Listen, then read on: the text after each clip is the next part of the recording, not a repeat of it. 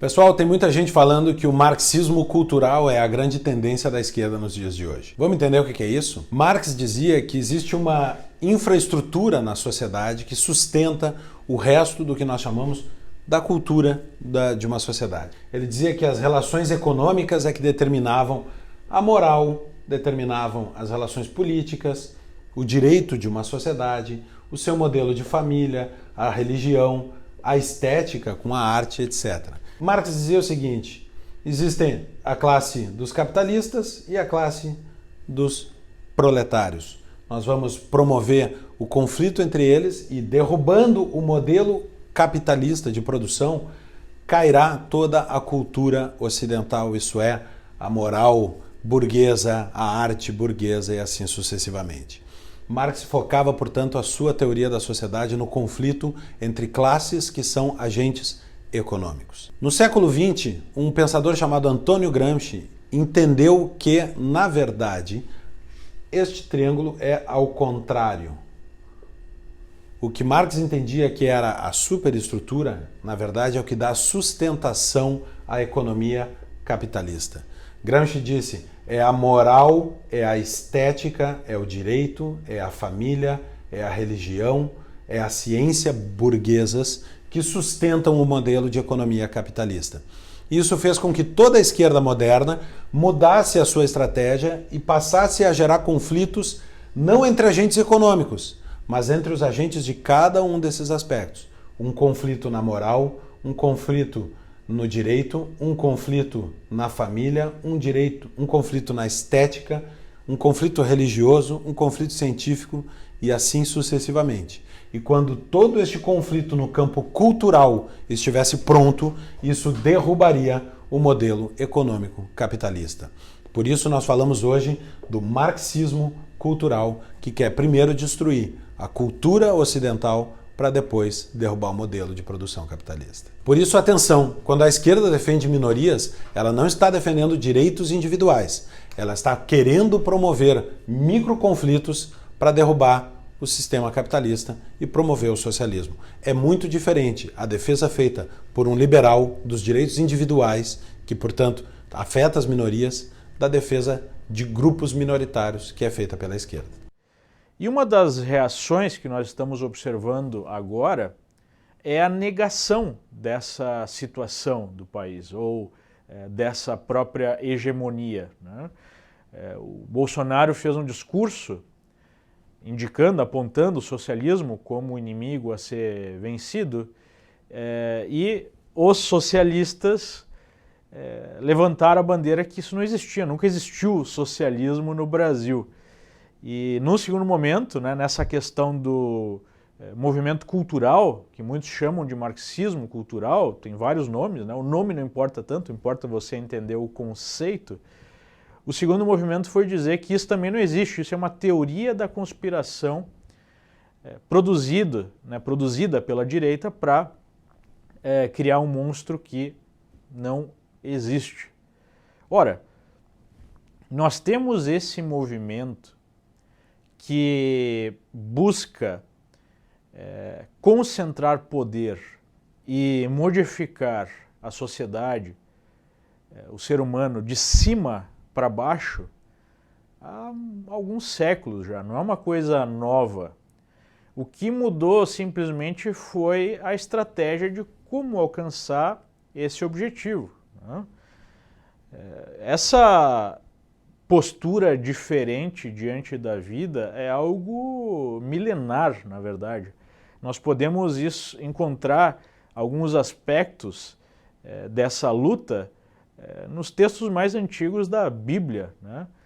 E eu me refiro aqui, você pode dar uma estudada, na história de Caim e Abel, por exemplo, onde nós temos dois irmãos, um de uma certa forma aceita a natureza humana, né, representada pelo respeito a Deus, o entendimento de certos valores, e nós temos um outro irmão que tem inveja desse irmão que respeita e alcança o sucesso, né? Então, já temos ali um insight sobre essa disputa de visão que perdurou ao longo da história, né? Talvez observando na modernidade, nós temos a representação disso através da Revolução Francesa, onde um grupo de autodenominados, né, iluminados tomaram o poder e queriam reformar toda a tradição de cima, né, para baixo, de maneira violenta, porque a tradição, né, a forma que a sociedade estaria organizada seria totalmente errada e nós precisaríamos então revolucionar essa sociedade, mesmo que utilizando instrumentos como o terror, né, o terror promovido pelo próprio Estado. Depois nós tivemos o surgimento de Karl Marx, o pensamento que a história, né, seria um grande desdobramento da luta de classes, aqueles que têm os meios de produção contra aqueles que não têm, e uma mudança nessa situação de opressão poderia ser feita apenas se uma vanguarda do proletariado, né, que ele colocava aí como grande grupo interessado em produzir uma mudança, se essa vanguarda se levantasse, destruísse o sistema através de uma ditadura e a partir disso nós teríamos então a liberdade total, nós alcançaríamos uma utopia, né, onde não existiria mais Estado e não existiria mais nenhum tipo de amarra para a liberdade humana. Obviamente que isso gerou talvez o maior desastre da história, né? Nós tivemos pelo menos 100 milhões de pessoas morrendo diretamente, sendo assassinadas pelos seus próprios estados em tempos de paz, na maior parte dos casos, a supressão de qualquer tipo de liberdade individual, que seria, né, uma etapa necessária para atingir o paraíso então comunista. Não precisa ser mencionado que essa etapa não chegou nem perto de acontecer e nós tivemos apenas a etapa da ditadura mesmo e de todo o sofrimento gerado, né? 100 milhões de mortos e um número muito maior de pessoas afetadas por conta né, de todo esse processo. Quando ficou evidente que os proletários aí do Ocidente não pegariam em armas, né, e se revoltariam contra os seus algozes, que seriam os burgueses, os teóricos marxistas começaram a imaginar, primeiro, por que isso aconteceu, né, e número dois, como é que poderia, né, ser reorganizada essa estratégia para atingir finalmente o comunismo. Então nós tivemos uma série de filósofos marxistas no início, né, anos 20, anos 30 do século passado na Europa, criando algumas teses. Nós tivemos tanto a tese do Antônio Gramsci quanto outras teses levadas a cabo principalmente pelo pessoal da Escola de Frankfurt. E basicamente, né, a conclusão em relação a qual seria a forma correta de se implementar, então, primeiro, né, o socialismo para depois se alcançar o comunismo, seria através de uma mudança cultural, aí seria a Escola de Frankfurt com a sua teoria básica, que seria a teoria crítica da sociedade, então você teria que criticar todos os aspectos da estrutura de crenças da sociedade, especialmente aqueles aspectos morais, né, que envolvem a base judaico-cristã da nossa civilização, a própria organização do Estado, especialmente no que diz respeito à justiça, e a tese gramsciana envolve a ideia de infiltração em todas as instituições de poder, sejam elas estatais, né, a própria estrutura do Estado, sejam elas instituições fora do Estado, como a própria igreja, né, como próprias associações, que têm um poder muito grande. A ideia, que é muito inteligente, é a seguinte: não adianta você buscar uma revolução na ponta do fuzil, porque isso sempre vai gerar uma contra-revolução. Você precisa mudar as crenças da sociedade para que as pessoas não queiram lutar contra a implementação, então, dessa tese marxista, né, de um regime socialista que concentra poder no Estado e, num segundo momento, atingir, então, a utopia comunista que nós sabemos, inviável, já que ela é contra a natureza humana. Até era assim, não havia espaço para a esquerda chegar ao poder via eleitoral. Que ano é isso? 98. Que, portanto, não tinha que ficar preocupado com disputar a eleição. Tinha que se pensar em organizar a sociedade. Dali 20 ou 30 anos, a gente iria ter 30% da sociedade já socialista, e aí sim a gente poderia disputar o poder e ganhar. Mas eu não vou viver mais 30 anos. E eu quero chegar ao poder logo. Pragmaticamente. O que eu faço com o Olívio Dutra, que vai ser candidato a governador? Eu peço para ele não ser candidato e ficar organizando a sociedade socialista? Ou eu quero que ele ganhe as eleições, que vereadores do PT se elejam, que prefeitos, e a gente vai mudando a relação do Estado com a sociedade e vai contribuir. Todas as ideias totalitárias, elas vêm do pressuposto que é possível modificar a realidade de cima para baixo, é possível modificar a estrutura social de cima para baixo, ou seja, um grupo de pessoas pode revolucionar a maneira que a sociedade se organiza, né? Utilizando aí novos conceitos e acabando com todo tipo de injustiça e todo tipo de problema que nós temos, que são inerentes à própria natureza humana, né? Nós temos exemplos na história de revoluções que foram feitas justamente para defender essa natureza humana e ancorada essa revolução, por exemplo, nos princípios que fizeram com que a humanidade evoluísse, né?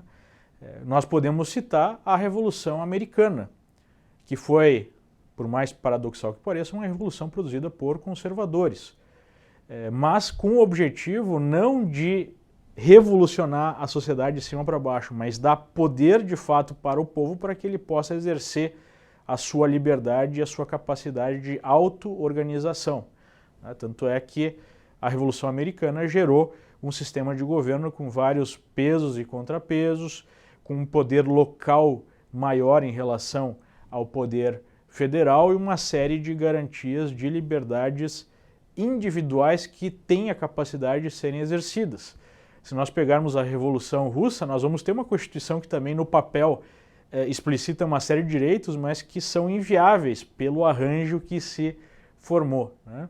Então, é inegável que nós tivemos nas últimas décadas uma hegemonia sendo implementada através especialmente da academia, dos meios de comunicação, do mercado editorial, onde os principais influenciadores eram, né, militantes dessa causa marxista nessa versão aí moderna de mudança cultural.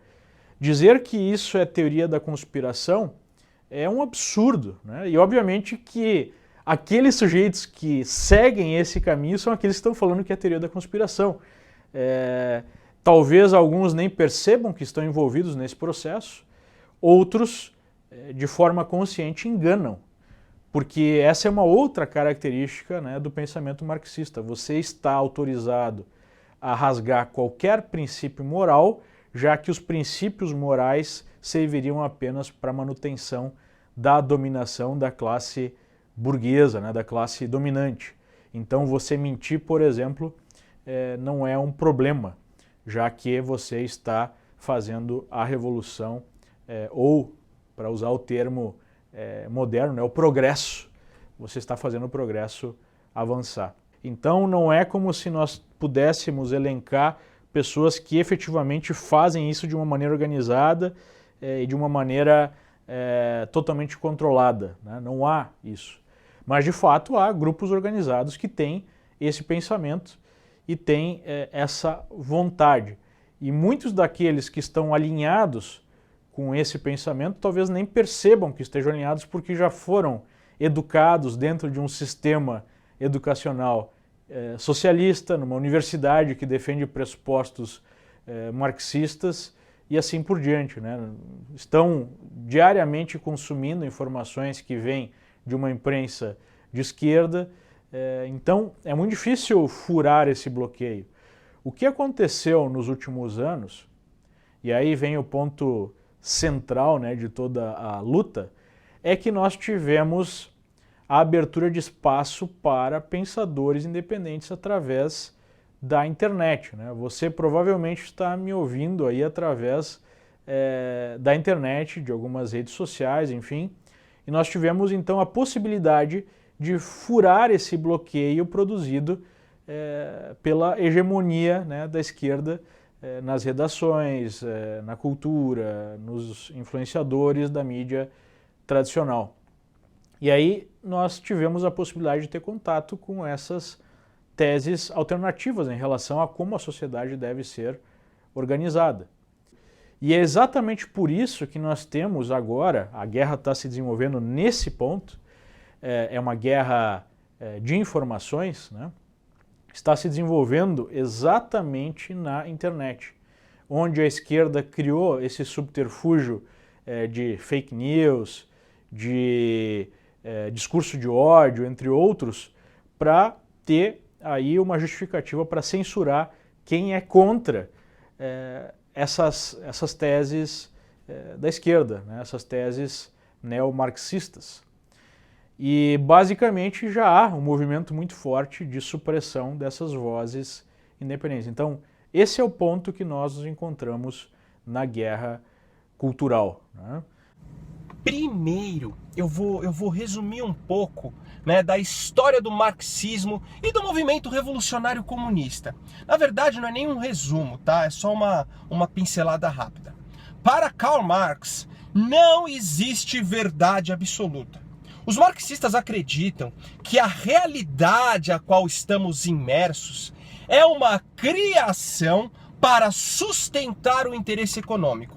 Então, na ausência de verdade, tudo que o povo elege como verdadeiro não passa de uma ideologia fabricada pelos detentores do capital para justificar a exploração econômica. Em suma, toda cultura ocidental é uma ferramenta onde os capitalistas ou os burgueses dominam os mais pobres.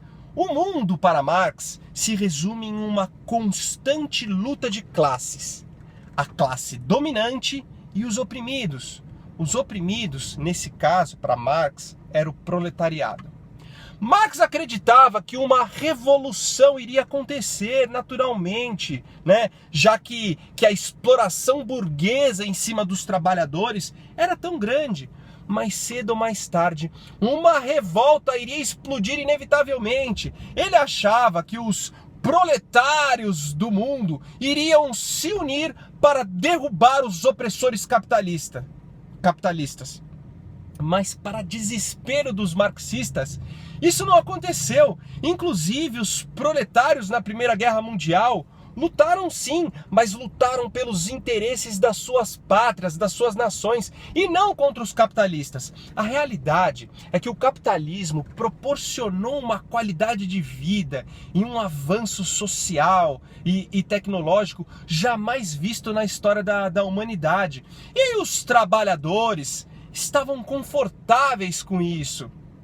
Então, a única forma de instalar o comunismo foi com imposição violenta de revoltas armadas. Foi através do banho de sangue orquestrado por regimes totalitários. Temos que entender que o revolucionário comunista, ele anseia por um futuro hipotético, né? Um futuro em que uma sociedade igualitária e perfeita exista. Mas esse projeto resultou na morte de milhares de inocentes, além de produzir políticos cada vez mais famintos por poder.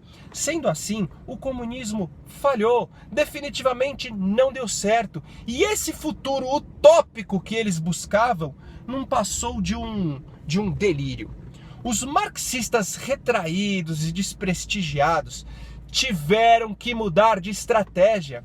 E assim surgiu a Escola de Frankfurt, onde, baseado no pensamento de um marxista chamado Karl Korsch, eles analisariam o que deu errado para assim criar um novo método para promover a revolução, agora não mais usando a violência. Os pensadores da Escola de Frankfurt criaram uma coisa chamada teoria crítica. A teoria crítica é o fundamento do que hoje chamamos de politicamente correto. Depois eu quero fazer um vídeo só sobre isso. Mas enfim, o objetivo da teoria crítica é criticar, é desmantelar toda a suposta ideologia criada para oprimir as pessoas. A teoria crítica visa desmascarar os interesses classistas e assim abrir espaço para a revolução marxista. Temos que entender que a nossa sociedade ocidental é arraigada em valores absolutos que descendem da moral judaico-cristã. E para o marxista, esse é o obstáculo que deve ser destruído, pois eles não se pautam em valores que os transcendem. Como eu já falei, para o marxista, a verdade não existe. Para eles, só possui valor moral aquilo que contribuir para a concreção daquele futuro hipotético, igualitário. Só é dotado de valor moral o que contribuir para o fortalecimento do Partido Comunista. Para eles, roubar, matar, não é algo imoral, no tanto que coadune com o ideal revolucionário, pois toda barbaridade é justificado em nome de uma futura sociedade perfeita e igualitária. É claro que eles jamais exporiam isso para uma população que está imersa na moral judaico-cristã. Por isso, a teoria crítica busca relativizar tudo que enxergamos como realidade, tudo que compreendemos como verdade absoluta. A teoria crítica almeja abrir nossos olhos para que só assim possamos perceber que tudo à nossa volta foi criado pelos detentores do capital com o intuito de oprimir as classes mais pobres da sociedade. Os nossos valores tradicionais não passam de mero instrumento de opressão. A família, na concepção da teoria crítica, é também uma forma de opressão. Serve para tirar a liberdade das pessoas. Horkheimer, um dos pensadores da Escola de Frankfurt, ele escreveu um artigo que dizia o seguinte: que qualquer menino que fique no mesmo quarto de uma menina, em um determinado momento, ele vai querer ter relações sexuais com essa menina. Mas a autoridade da família é tão opressora que um irmão não pensa em ter relações com a irmã. Percebe o absurdo? Na teoria crítica, esse conceito de família precisa ser destronado, precisa ser alvo de crítica, precisa ser relativizado. Até porque, sem família, o indivíduo fica desguarnecido, fica mais fácil de ser manipulado. E sem a propriedade privada, que no caso do sujeito sem o cônjuge e sem filhos, a propriedade passaria a pertencer ao Estado. Por isso que para um governo guloso é bom que as famílias entrem em extinção. Diante disso, acende em você agora aquela luzinha de alerta na sua cabeça, né? Cartilha gay, governo que incentiva baile funk, financiamento de peça de teatro onde os atores ficam rodando em círculos, um enfiando o dedo no cu do outro. E aí, qual que é o objetivo disso? Para que isso contribui? Eu não preciso responder, né? Enfim, a cultura ocidental precisa ser desmantelada e, ao mesmo tempo, os conceitos marxistas serem implantados nas consciências. E nada melhor do que fazer isso através da educação. A revolução primeiro deveria acontecer nas escolas e nas universidades. No Brasil, todos esses conceitos da escola de Frankfurt, toda essa estratégia comunista de desconstrução dos valores judaicos cristãos foram sintetizados através de um senhor chamado Paulo Freire. O MEC, não é, publicou as diretrizes de base, as bases curriculares das nossas escolas.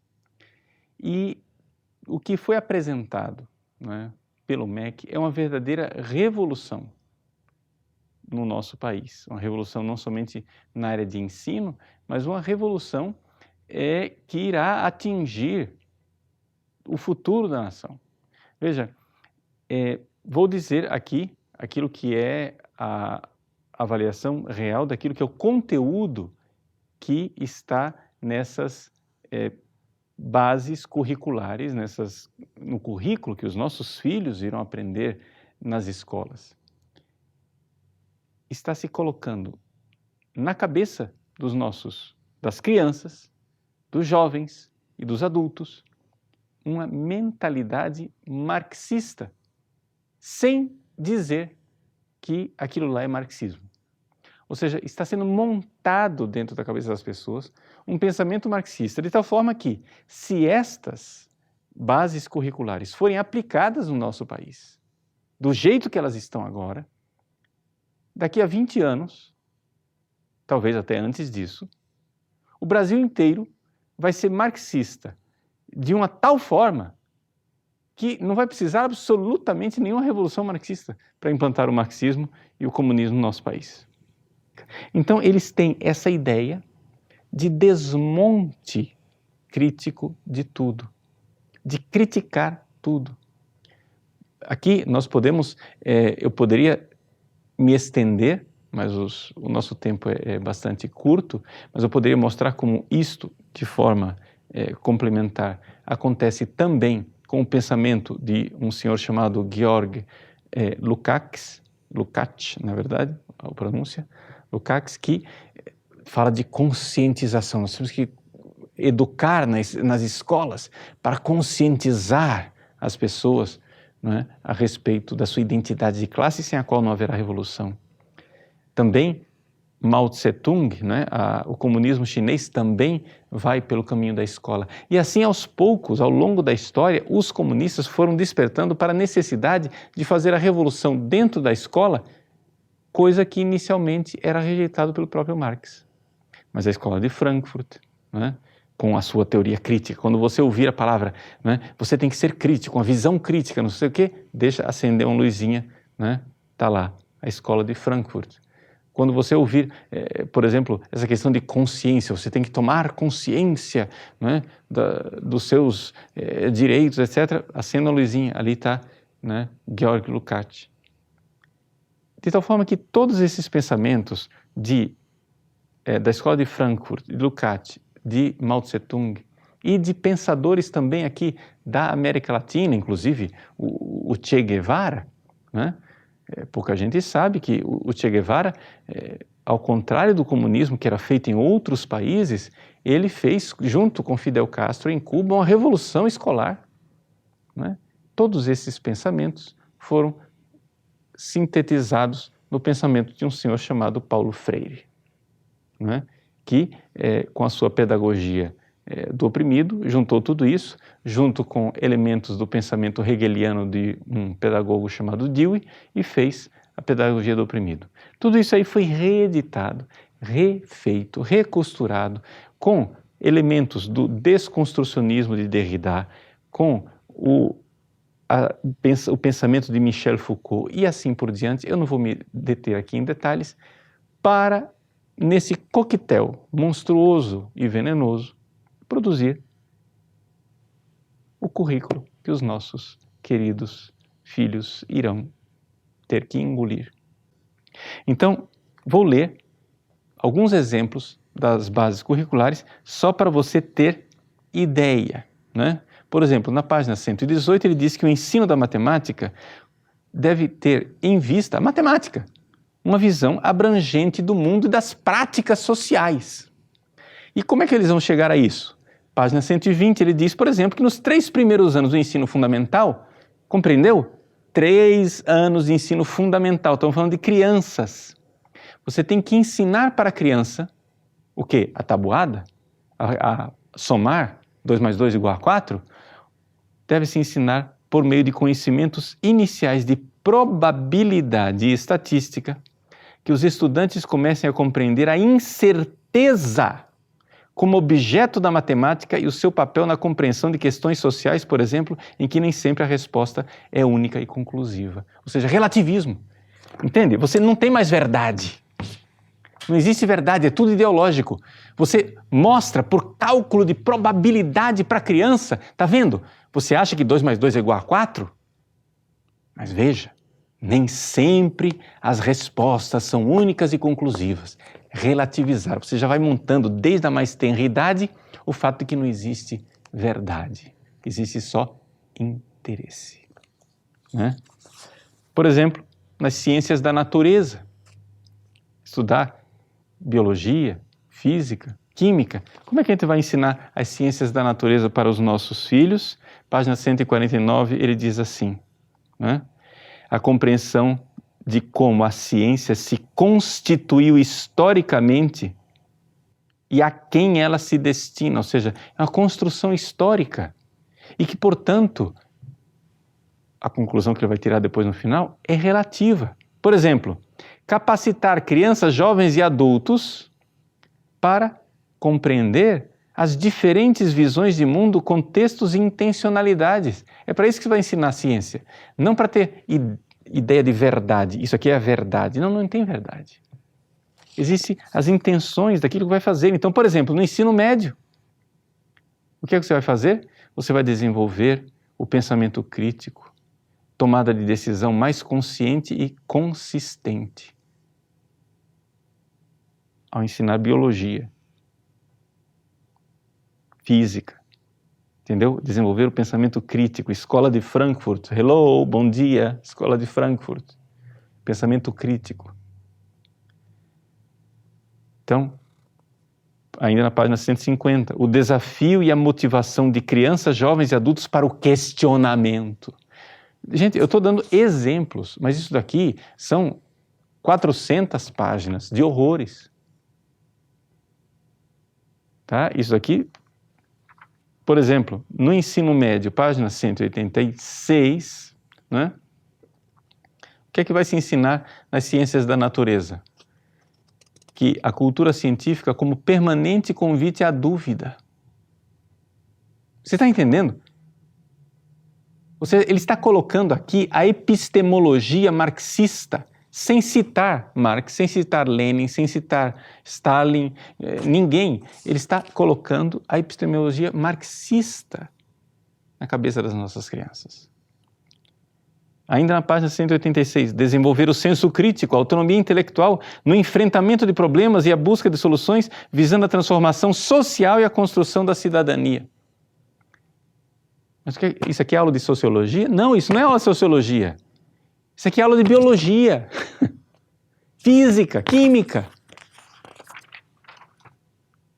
Por exemplo, quando você vai estudar física, página 204, você vai estudar física, você tem que ensinar para as pessoas, no ensino médio, que os princípios, a criação dos princípios da termodinâmica se deu pelo quê? Porque aquilo é verdade, né?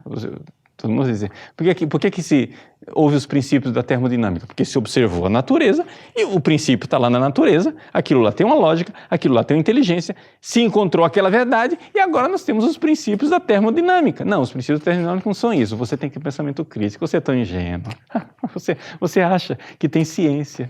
Não tem ciência, meu irmão.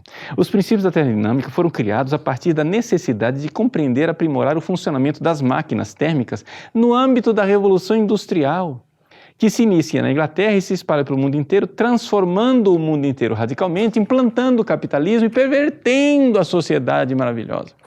Entendeu para que existe o princípio da termodinâmica?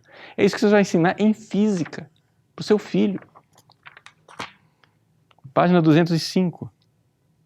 Você tem que entender que a física não é uma ciência que ensina verdades, tá? O que está escrito aqui é o seguinte: a física é uma construção humana e, como tal, deve ser apresentada. Porque ela tem que estar ligada a instituições sociais. Posicionar-se criticamente diante da física. Tudo é crítica, tudo é crítica, tudo é crítica, tudo é problematização de Michel Foucault. Tudo é crítica da Escola de Frankfurt. Tudo é conscientização de Georg Lukács. Isso em todas as matérias, absolutamente todas. Ele começa com línguas, passa para matemáticas, passa para ciências naturais, que eu coloquei aqui, mas agora, né, o cume, né, o doce de coco, a coisa linda, para a qual eles estão conduzindo tudo o que é, para chegar, né, na história e na religião, que são o cume de tudo. Ao estudar história, identificar e problematizar, página 241, as figurações construídas por e sobre sujeitos em suas diferentes noções de tempo, de sensibilidade e de ritmos. Ou seja, eles, quando vão ensinar história, só para resumir aqui, não ficar cansando você com citações, aqui quase todo o currículo de história, você espreme e só sai isso.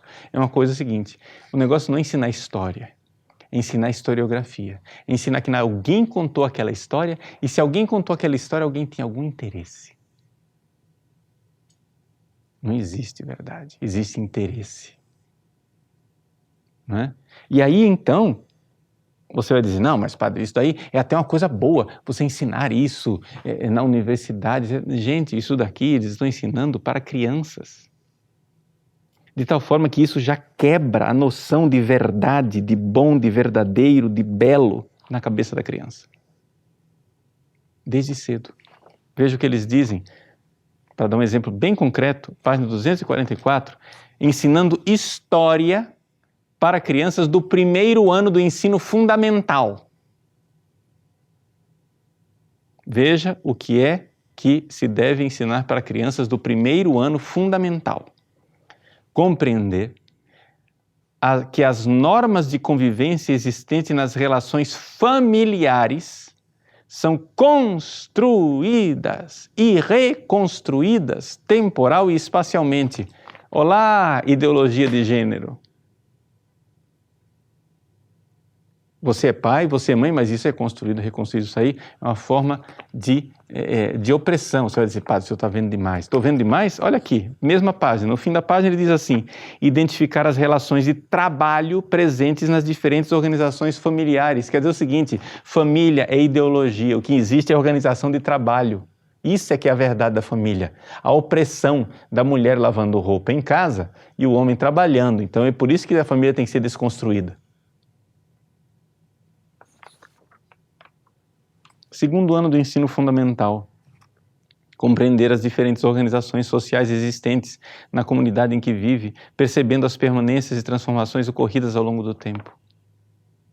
Ou seja, tudo é o seguinte, é tudo no materialismo histórico hegeliano marxista, não é? Ou seja, a coisa é aquela dialética, tudo é transformação ao longo do tempo, tudo é transformação, tudo é dialética, tudo é dialética, tudo é transformação. Quando você chega no capítulo de religião, não é? É o relativismo religioso instituído, a crítica aos líderes religiosos, quais são os interesses, e você coloca lá desde cedo, no ensino fundamental, que a criança deve criticar os textos sagrados, porque embora eles ensinem atitudes positivas de solidariedade com o próximo, também podem instituir comportamentos de preconceito inaceitáveis que vão contra os direitos humanos e os direitos da natureza. Além do conteúdo que eu estou mostrando, que eles estão fazendo um país marxista. Quando a Dilma anunciou que o segundo mandato dela seria voltado para a educação, você já está vendo o que é que ela estava pensando. Brasil, pátria educadora de marxistas. Então, por que isso daqui é inaceitável? Além do conteúdo, é inaceitável. Por quê? Porque isso daqui é um texto do executivo e o executivo não tem poder para implantar uma política de governo sem que o legislativo aprove.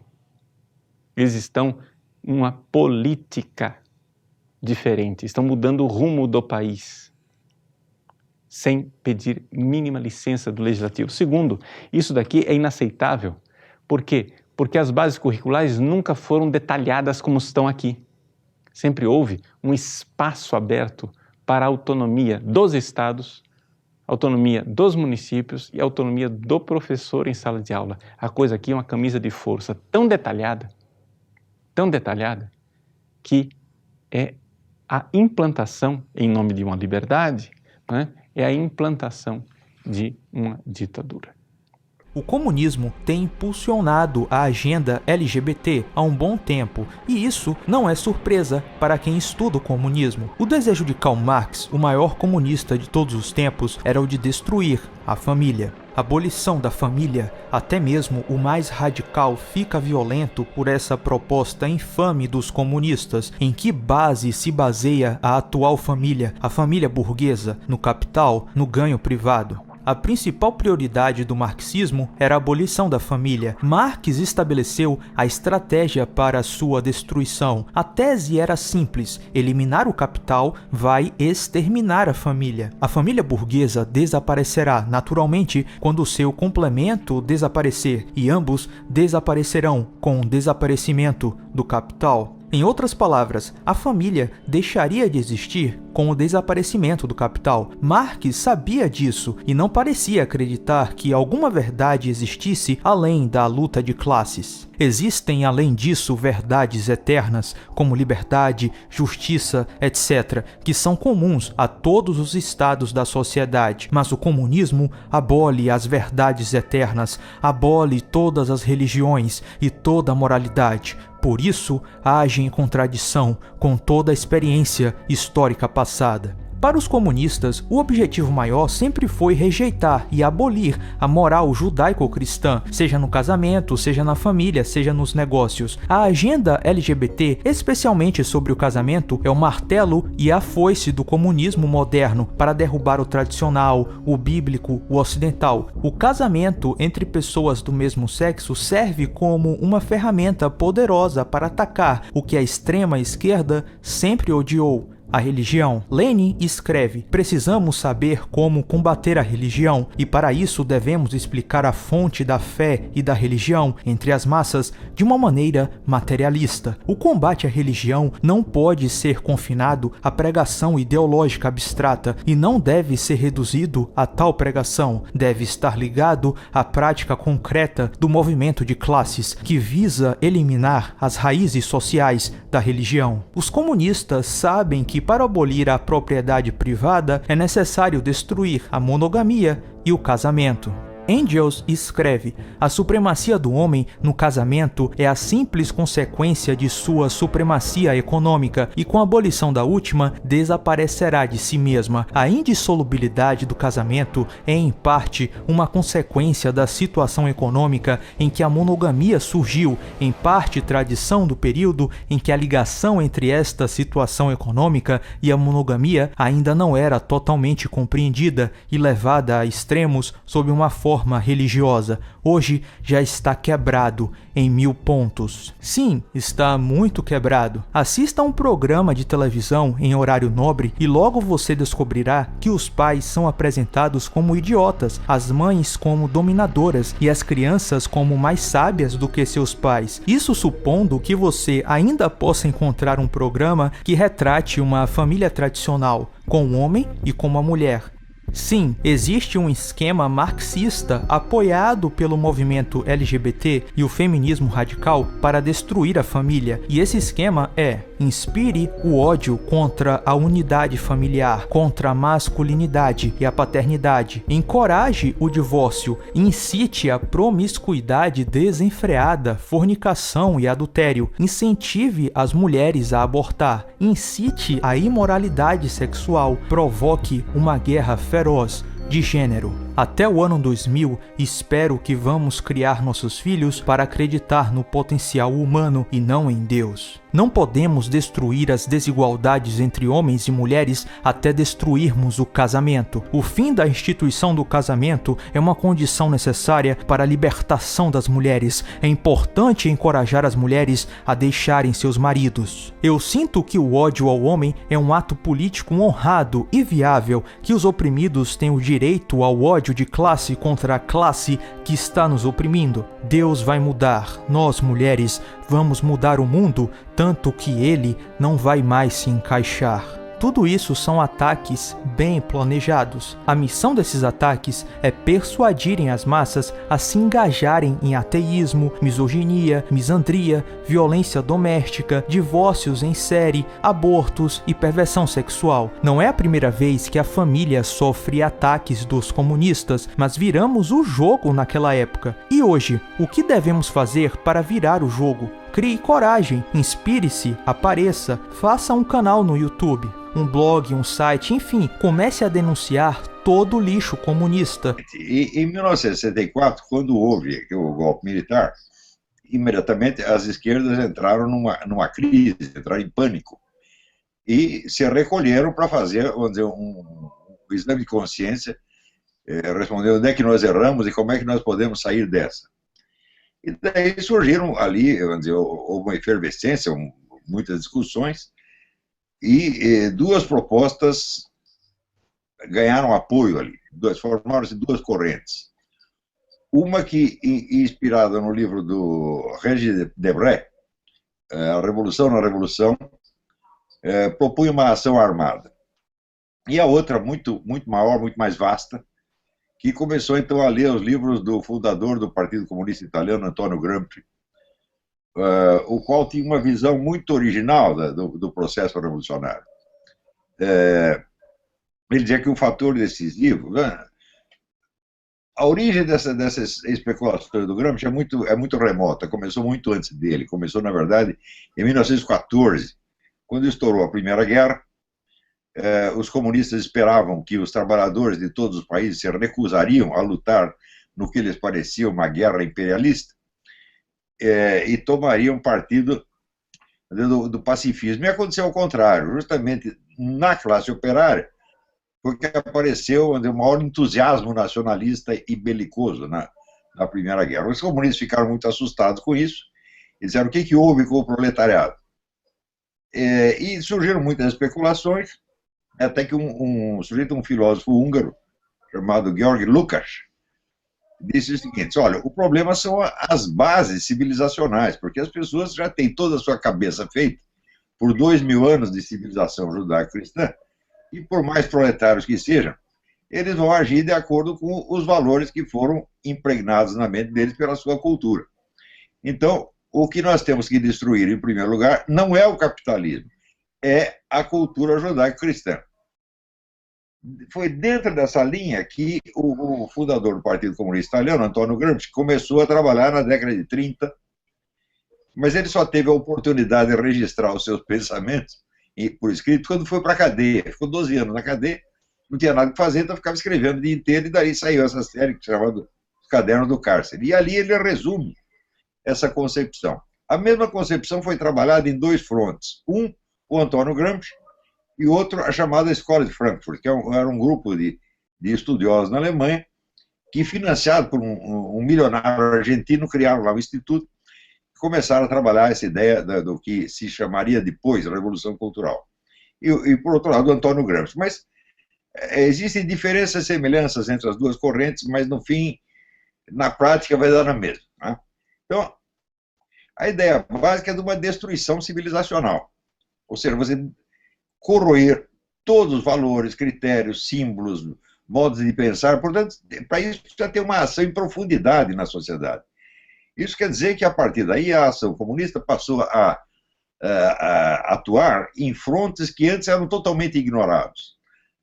As escolas, as igrejas, sociedades de bairros, clubes, clínicas de aconselhamento matrimonial e de psicologia, tudo isso virou fronte de batalha. Então, era a ideia da guerra cultural total. Nada pode escapar. Tá certo? E pô, era uma coisa tão inédita que o pessoal do outro lado nem percebeu, levaram décadas para perceber. Você vê no Brasil, por exemplo, eu, já com um atraso monumental, eu escrevi um livro sobre isso, publiquei em 93, chamado A Nova Era da Revolução Cultural. No meio militar, a primeira reação levou 8 anos para aparecer.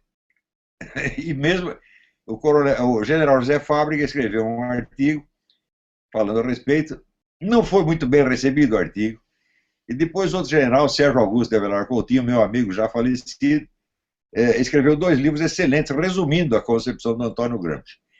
E só para você saber, o general Coutinho morreu amargurado pela indiferença dos seus colegas, né? Uhum. Então, isso quer dizer que no Brasil o pessoal não está muito bem atualizado com isso até hoje. E eu digo, eu já comecei atrasado, porque a absorção da concepção do Gramsci pelo Partido Comunista Brasileiro começou em 64, 65. Começou por iniciativa do Enio Silveira, e era o dono da maior editora comunista do Brasil, a editora Civilização Brasileira, e então criou uma revista especialmente para o debate interno da esquerda, a revista chamada Revista Civilização Brasileira. Né?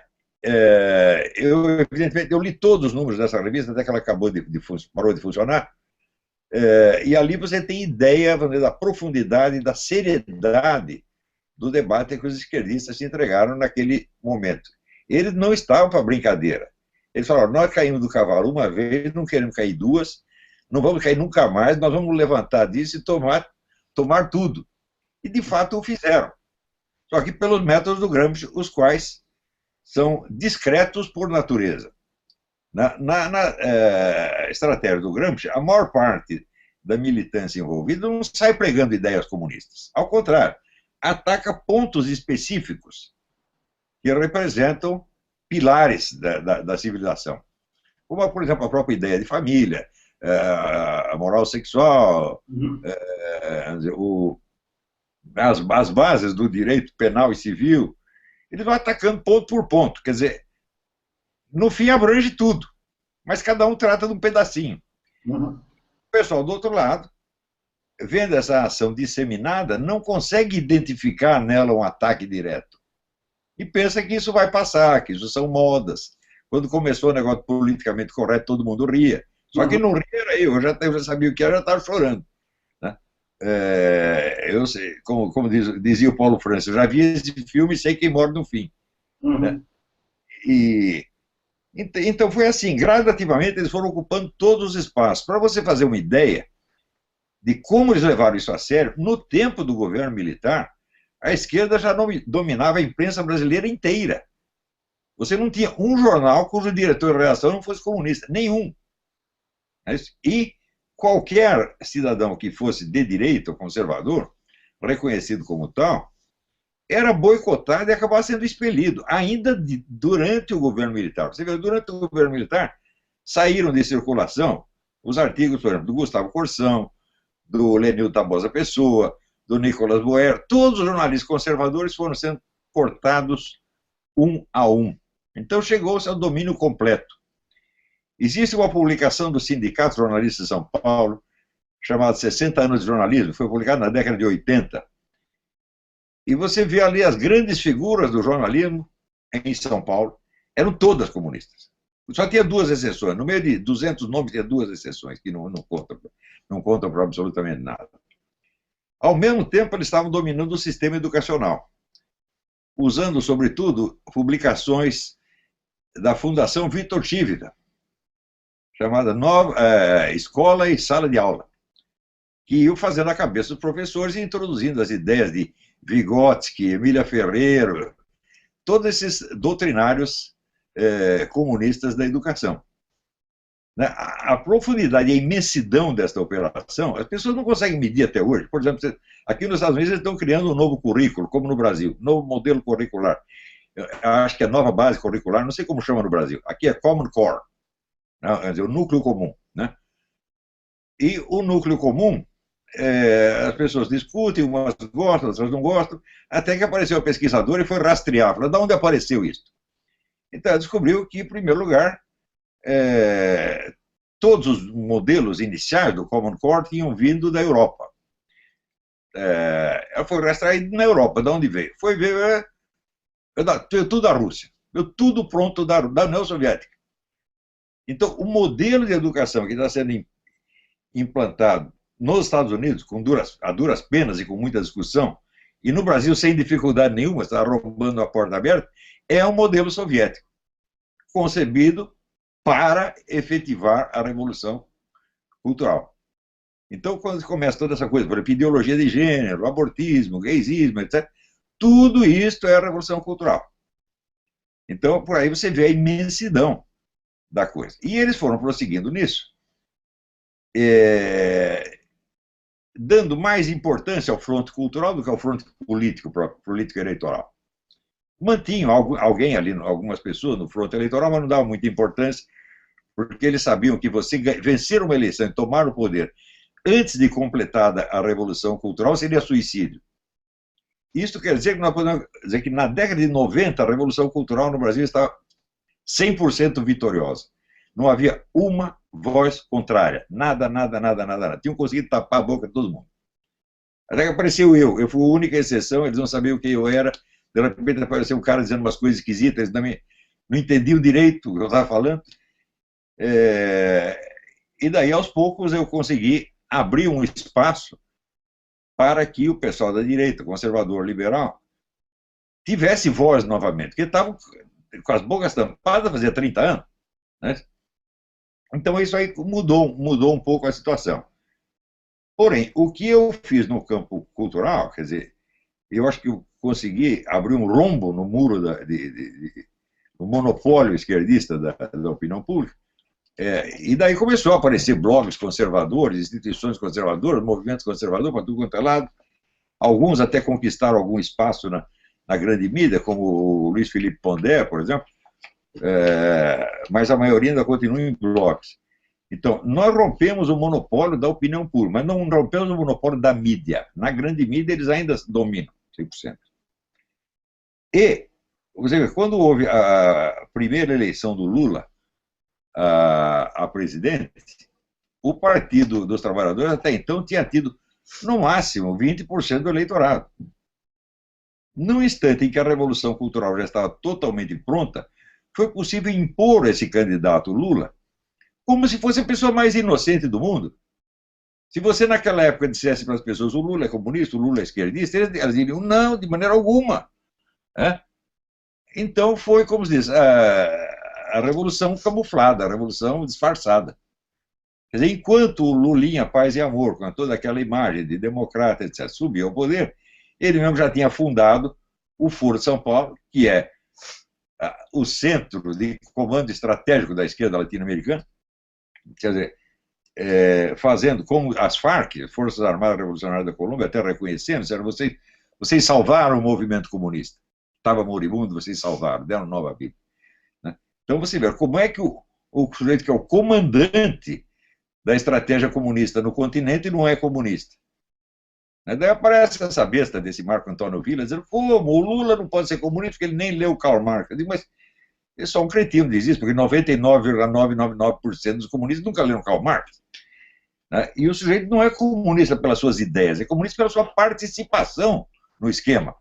Mesmo que ele não tenha nenhuma ideia na cabeça, ideia não importa, importa é o compromisso real que o sujeito tem, né, com os seus correligionários, com organizações. Então foi assim que eles tomaram o poder, sem que ninguém percebesse, sem que ninguém reagisse. Mas o único sujeito que tentou reagir realmente fui eu. E nós fomos criando uma consciência na esquerda da América Latina e hoje todos aqueles que participaram do Fórum de São Paulo chegaram ao poder. E eu quero, companheiro da direção do Fórum de São Paulo, debitar parte da chegada da esquerda ao poder na América Latina pela existência dessa cosita chamada Fórum de São Paulo. Foi aqui,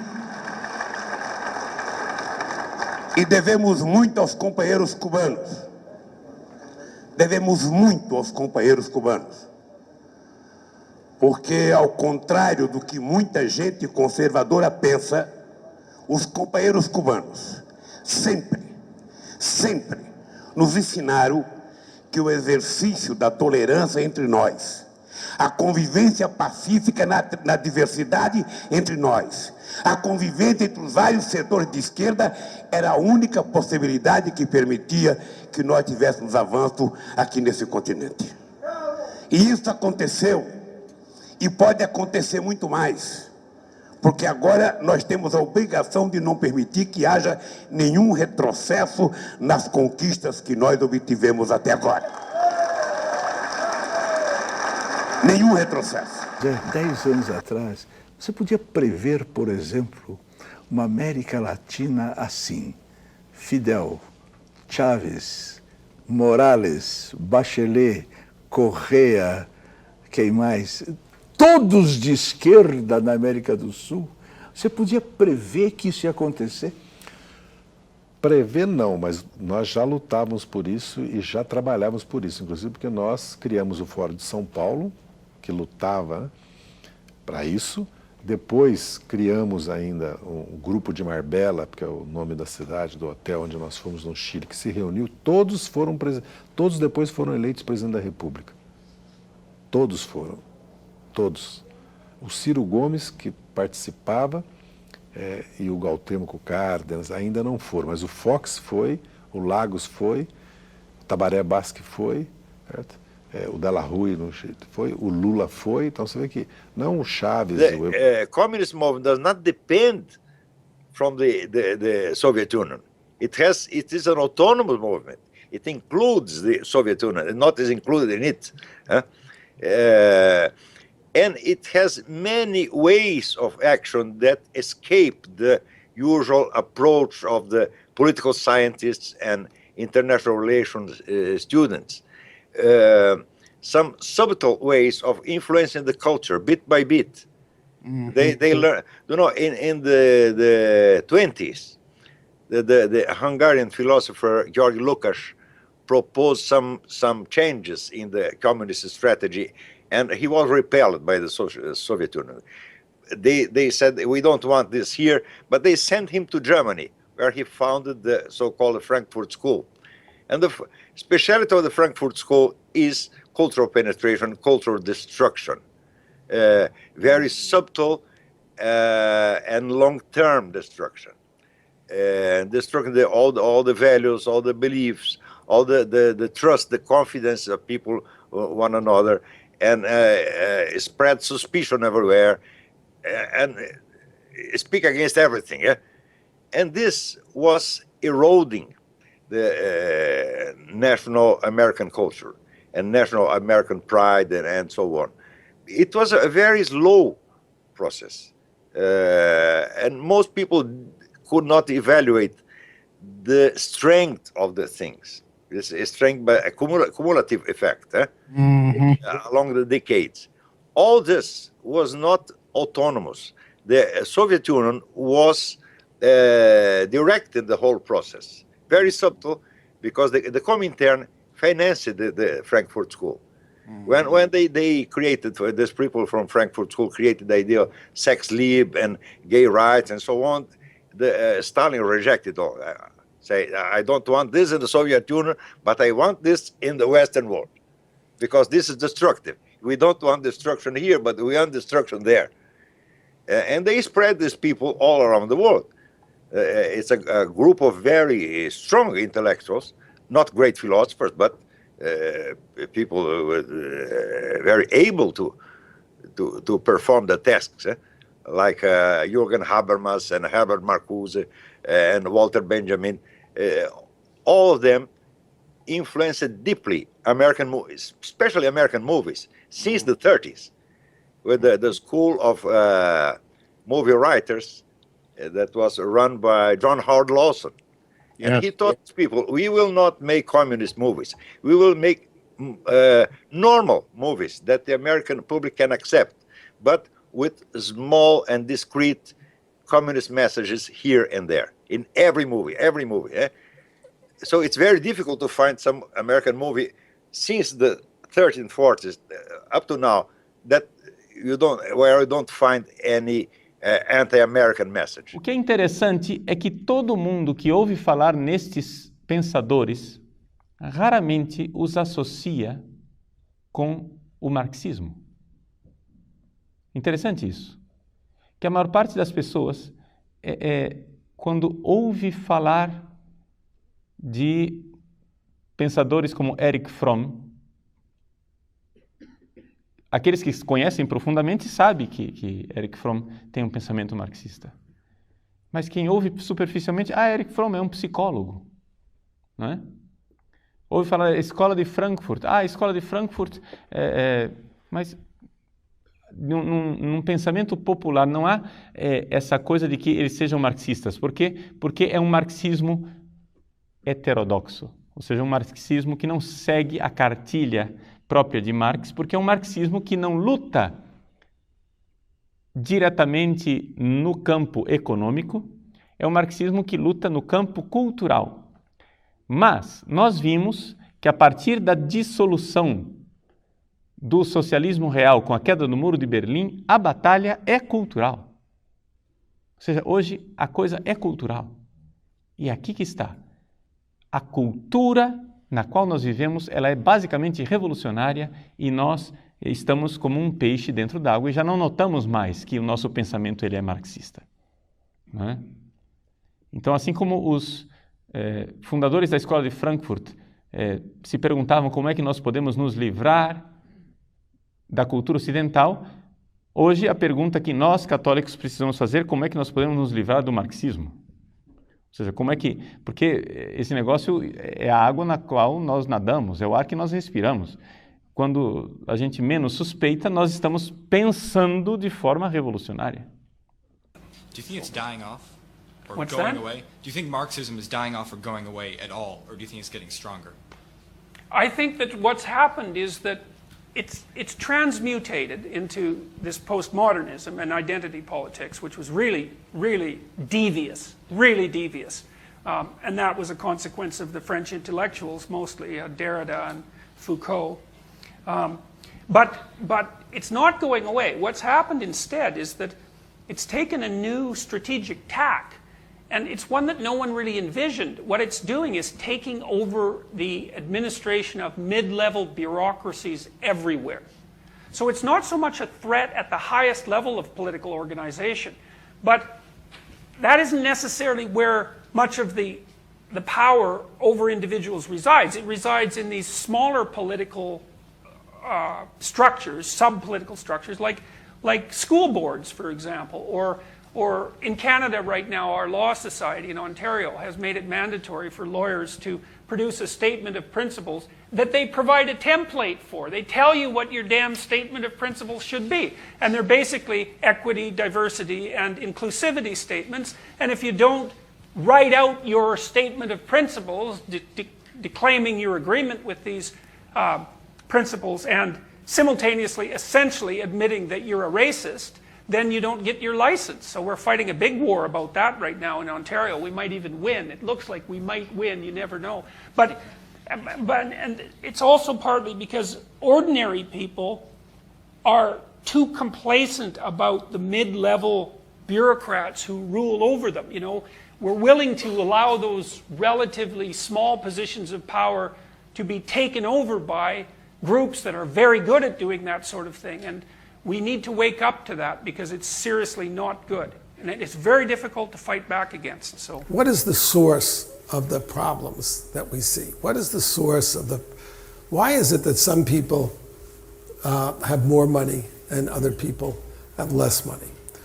What is the source of the failures of certain communities, of some communities to achieve and some to succeed? The answer to this question is what creates conservatives and what I will call leftists, socialists, radicals. People on the left believe that the source of our problems is society, social institutions. The founder of how many of you have ever heard of Jean-Jacques Rousseau? Oh, very educated people here. That's good.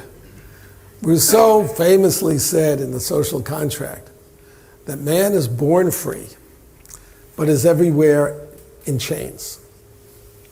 Rousseau believed that society was the cause, that people in a state of nature are naturally good. They get along, they're harmonious. When they get into society, they learn to look down on each other, to fight. They become greedy. They want to acquire things that other people don't have and deny people. Man is born free, but everywhere in chains. It should be obvious to anybody, but it's not, that this is ridiculous. It's a ridiculous statement. A baby is not free.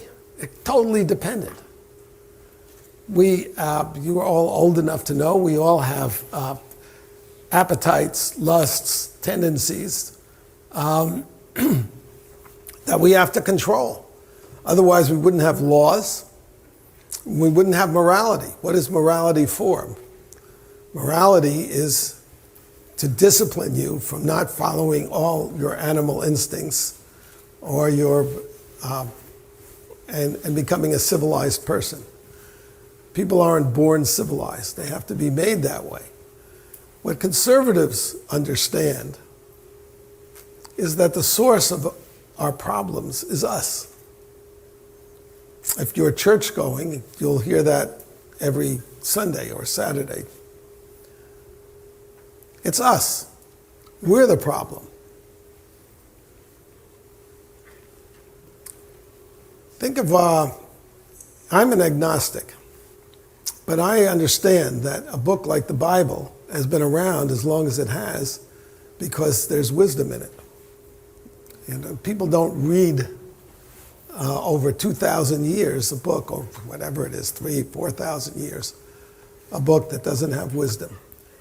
Think of the story of Genesis. Adam and Eve were given paradise. It's better than anything that Nancy Pelosi promises. The Garden of Eden. They didn't have to work. There was no pain. They lived forever. Plucked the fruit from the trees. But there was one rule, and that is, do not eat of the knowledge of good and evil. Don't eat from that tree. But our foreparents were too ornery to obey that law. And so they were expelled from the garden. And God put an angel with a flaming sword at the entrance to Eden. This is a very important parable for understanding where we are. An angel with a flaming sword to prevent human beings from returning to Eden. Only by a divine hand could we return. The whole agenda of the left is to return us to Eden. That's what the agenda is. We're going to have a world, there's going to be no racism, there's going to be no sexism, I hate that word, but anyway, no sexism, there's going to be no poverty, there's going to be no war. That's paradise. That's the kingdom of heaven on earth. Now, if you believe that you can get there by changing social institutions, if you're a conservative, you understand that because we're the problem, you have to have laws. During the 60s, we radicals said, we don't need police. Police are only there to guard property. That was the big idea at Woodstock. How many people have ever heard of Woodstock? Oh, wow, amazing. But of course, that was delusional even then. There were all these bad drug trips at Woodstock. But it was followed by Altamont. How many people have ever heard of Altamont? Oh, I can see you all have left-wing teachers. Because Altamont was another big concert. It was 69 as opposed to 68, 1969. And the Rolling Stones gave this concert, and they hired the Hells Angels, who were meth dealers. to be the security, and they killed a black man. They beat him to death with pool cues. And for those of us who had the delusions then, that was a big chastening event. You do need police. They're bad people. Evil is all around us. If you're a progressive, if you're a leftist, if you're a Democrat, you tend to either ignore that or way downplay it. That's why so-called liberal judges are always letting these criminals out, because they didn't have a chance. I mean, the Les Mis, how many people have seen Les Mis? Okay, well, that's a left-wing saga about a man who was punished because he stole a loaf of bread because he was hungry. You don't have to steal a loaf of bread if you're hungry in this country. You got, get your EBT card or your food stamps. When people steal, when they hurt other people, when they're criminals, there's something evil in them that makes them do it. If you believe, however, that you just have to change social institutions, or just give people enough money, just more handouts, we'll just open the doors of universities, whether they're qualified or not, then we're going to have this brave new world. That's the left-wing viewpoint. But if you believe that, think. Then you can change social institutions and bring about the kingdom of heaven on earth. Well, what follows from that? What follows from that is that people who think this idea isn't going to work and bad consequences may follow from it, and therefore they oppose it, those people are evil. That's us, we conservatives. If you ever noticed, liberals, so-called, progressives, leftists, are always interrupting conservatives, and they're always shouting over them. And if you put up posters in their schools that they don't like, they tear them down. Why is that? Because the only thing that's preventing us from getting to the kingdom of heaven is these bad ideas that conservatives had. That's what you're going to run up against in school. Don't expect, there are decent people who don't have our views, but they're a dwindling lot. Most of them will be so upset by conservative views that they will want to shut you up and then punish you. E talvez aí nós tenhamos o principal ponto de discordância entre a esquerda e a direita. Os conservadores, a direita, acredita aí que o ser humano é falho, que o ser humano é cheio de defeitos, que a concentração de poder por si, não importa o interesse, não importa os objetivos, é algo nefasto, porque há uma chance gigantesca dessa concentração de poder acabar descambando numa ditadura, na opressão do povo em defesa de uma minoria. É isso que nós observamos na história, pelo menos ao longo aí dos séculos. Então os conservadores, eles são muito céticos à boa vontade, às boas intenções de quem quer revolucionar a sociedade. Já a esquerda não, já a esquerda acredita que a estrutura social, a própria história seria uma representação de castas que oprimem, e castas oprimidas, ou seja, a sociedade seria aí, a história seria uma representação da luta entre os grupos opressores e os grupos oprimidos, e pessoas iluminadas iriam perceber a situação e iriam atuar para acabar com esse sofrimento dos oprimidos, se colocando como representante dos oprimidos para destruir os opressores e assim criar a igualdade e a justiça entre os homens. Então, de uma maneira geral, a esquerda é uma representação da não aceitação da realidade, seja ela até mesmo uma realidade física, uma realidade biológica. Por exemplo, a esquerda chega ao ponto de querer nos fazer acreditar que a diferença entre homem e mulher é uma construção social, uma construção da cultura. Então, se você muda a cultura para uma cultura igualitária, não existe mais diferença entre homem e mulher, ou melhor colocando, não existe nem mais homem e mulher, você escolhe o que você vai ser, né? Jogando no lixo aí milhões e milhões de anos de evolução, né, dos seres aqui nessa Terra, né? Nós vemos essa divisão masculino-feminino em seres com centenas de milhões de anos, né? Seres não humanos já têm essa divisão, e isso quer ser empurrado goela abaixo, né, como uma construção social. Isso é basicamente um absurdo. O que acontece é o seguinte, nós temos a esquerda buscando, através dessa guerra de ideias que desenvolve no meio cultural, no meio jornalístico, né, em grupos de influência que têm capacidade de divulgar as ideias, de propor mudanças para a sociedade, nós temos a esquerda buscando uma revolução profunda na organização social. Então, quando nós falamos aí em polarização política, na verdade o que nós estamos vendo é um grupo do espectro político buscando uma mudança radical na estrutura social. É uma certa revolução silenciosa, né? Esse grupo acredita que a estrutura da sociedade, né, especialmente a sociedade ocidental moderna, ela é profundamente equivocada, ela é injusta, ela é anti-humana, né? Então a esquerda ela tem uma visão que a sociedade precisa ser remodelada praticamente do zero, né? E se você vai remodelar algo do zero, você precisa destruir esse algo até zero para remodelar do zero.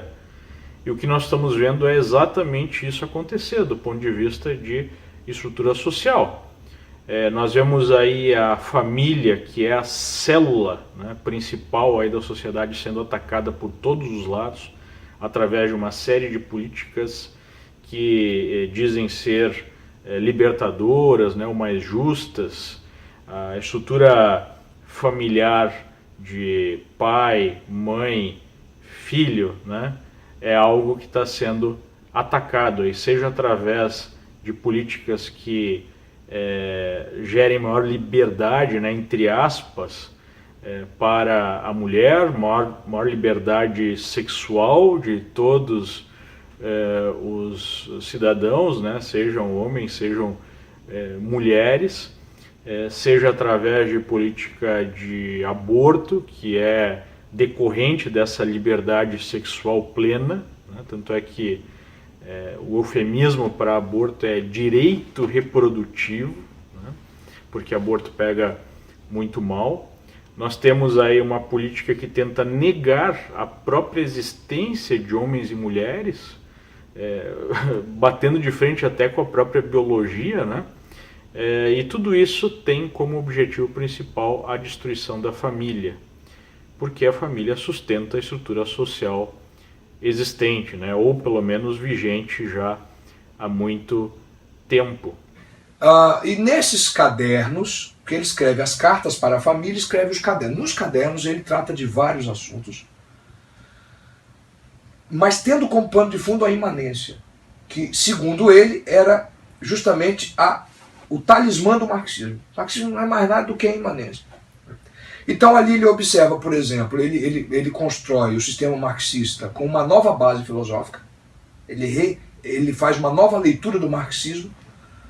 Não é tão nova assim, isso já está em Marx, ele que consegue perceber. Ele acentua os pontos e avança em algumas coisas que o Marx aprimora, com certeza. Não fez. Então os três pressupostos filosóficos: materialismo, ele vai aprimorar o que é materialismo; historicismo, ele vai aprimorar o que é historicismo; e imanentismo, ele vai aprimorar. A partir disto ele vai para a ação prática. Então agora que nós temos as questões filosóficas, agora vamos para a prática. Então ele começa, mas para ir para a ofensiva prática, nós precisamos saber por onde começar. Então ele começa a entender como é que a sociedade é constituída. E diferente de Marx, ele dá uma atenção maior à superestrutura, e diz que a revolução tem que começar por lá. Já para Marx a revolução começa na estrutura. A Revolucionando a estrutura, revoluciona também a superestrutura. Gramsci diz que não. A revolução da estrutura depende da revolução da superestrutura. A superestrutura é que tem que ser mexida para depois mexer as relações econômicas. E na superestrutura ele identifica um estamento social chamado sociedade civil, onde ocorrem os choques das cosmovisões, que estão em choque permanente, e uma delas é vencedora. O que o marcou a vida intelectual dele é saber qual é a estratégia para que o marxismo fosse vencedor. Nessa luta cultural. Nessa luta cultural. Você vai ter nesse caldeirão várias ideologias, mas o marxismo tem que sair vencedor, porque o marxismo não é ilusório. O marxismo traz a verdade, né? E um dos instrumentos dessa luta cultural é a corrupção da linguagem e o uso da linguagem a seu favor. É isso. Porque... Sociedade civil já é um termo gramscista ou gramsciano. Gramsciista. A gente está acostumado, então muito cuidado. A gente está acostumado a usar determinadas expressões que são criações ou foram desenvolvidas a partir do Marx pelo Gramsci. Isso. Sociedade civil, né? Formador de opinião, meio de comunicação social, pensamento crítico. Social. Foi tudo. Então, ele começa a investigar os canais pelos quais mais facilmente o marxismo poderia ser, e mais facilmente com constância, né, de permanecer no poder. Então, ele descobre que, como a massa não é espontânea e não pensa sozinho, precisa de um órgão pensante, que são os intelectuais. Os intelectuais, então, a eles caberá a responsabilidade de modificar o senso comum, o sentido comum das pessoas pensarem, o modo comum de pensamento das pessoas. E ele percebe que um dos principais instrumentos para levar uma ideologia às camadas mais subalternas e mais inferiores da sociedade, a massa alheia, a massa ignóbil, é a língua. É a língua. Então, este é um instrumento que o intelectual orgânico, ele é orgânico porque ele quer fazer com que as ideias circulem organicamente, e todos falem uma mesma língua, cheguem a esta classe subalterna, ao homem comum da rua. Então é preciso modificar o sentido comum pela linguagem. E se apropriando da linguagem existente. Se for necessário, sim. E vai corrompendo a Porque há linguagens que já estão desgastadas, aí você substitui, mas aquelas que estão em pleno vigor, você... Adjetiva, né? Quer dizer, quando você tem uma ideia de justiça, você aplica o social. Sempre para dar a conotação marxista à coisa. Então, ele entende que é necessário começar pela sociedade civil, que está na superestrutura. Então tem que começar na superestrutura. E mudando, ou seja, mudando o sentir comum da massa, você vai chegar aos organismos hegemônicos. Vai ter hegemonia sobre o modo de pensar das pessoas. E aqui você então tem a hegemonia. Um desses canais é a língua. Mas a língua se expressa a partir de onde? Do cinema, do teatro. Onde tem língua, tem que ter a injeção nessa briga. Tem que ter a injeção marxista, até que ela saia vencedor. Quando é que o marxismo sai vencedor? Quando ele consegue conquistar todos os organismos. A igreja, aí vem o problema da teologia da libertação, né? Que é uma tentativa de marxizar todo o conteúdo católico. Então, você vai... Né? Então, a igreja, a família, a moral, tudo isso que está na sociedade civil. Cooptando a sociedade civil e se tornando um organismo hegemônico pelos meios de comunicação, não precisará assaltar o Estado, porque o Estado, sendo uma força militar feita para proteger a sociedade civil, ele estará em sintonia e falará a mesma língua da sociedade civil. O Estado está cooptado também. Quer dizer, que é a sociedade política. Isso aí que é a sociedade política. Então, sociedade civil tem hegemonia. A sociedade política, que tem as armas, que é o Estado, tem o domínio. Para Gramsci, a função da sociedade civil é fazer com que as massas falem a mesma língua, para que haja a adesão das massas à sociedade política que tem as armas. Quer dizer, um processo que vai resultar, nesse modelo teórico, a uma uniformização geral do pensamento, da língua, de comportamento, de hábito, até que todos se transformem no proletário, que é chega a ditadura do proletário. O homem teórico. É a ditadura do proletário. O homem que não existe. Claro, é uma ditadura. Gramsci conhece isso, é uma ditadura.